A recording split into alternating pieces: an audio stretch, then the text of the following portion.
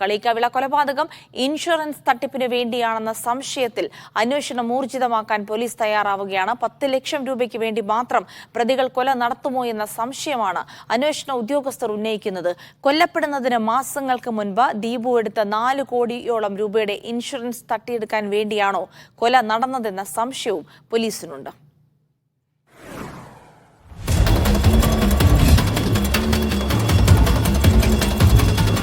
Insurance തുക തട്ടിയെടുക്കാൻ വേണ്ടി സ്വന്തം ശരീരം കത്തിക്കരിഞ്ഞെന്ന് പ്രചാരണം നടത്തിയ സുകുമാരക്കുറുപ്പിന്റെ കഥ കേരള ജനതയ്ക്ക് അവിശ്വസനീയമാണ്. അത്രമേൽ അവിശ്വസനീയമായ കാര്യങ്ങളാണ് കളിക്കാവിള കൊലപാതകത്തിൽ തമിഴ്നാട് പോലീസിൽ നിന്ന് പുറത്തുവരുന്നത്.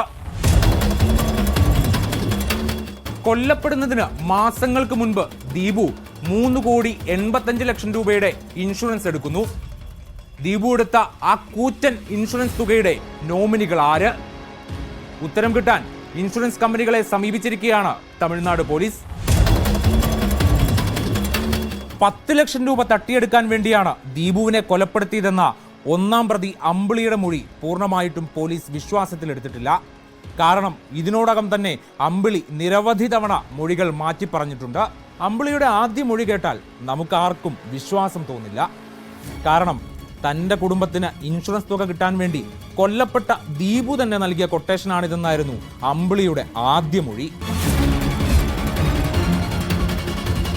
4 കോടിയോളം വരുന്ന ഇൻഷുറൻസ് തുക തട്ടാൻ വേണ്ടിയുള്ള ചില ഗൂഢനീക്കങ്ങൾ കൊലയ്ക്ക് പിന്നിലുണ്ടെന്നാണ് പോലീസിന്റെ സംശയം.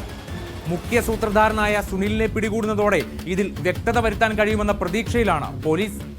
ഉണ്ണി പാലാഴിക്കൊപ്പം ഹരിമോഹൻ, മീഡിയ 1, തിരുവനന്തപുരം.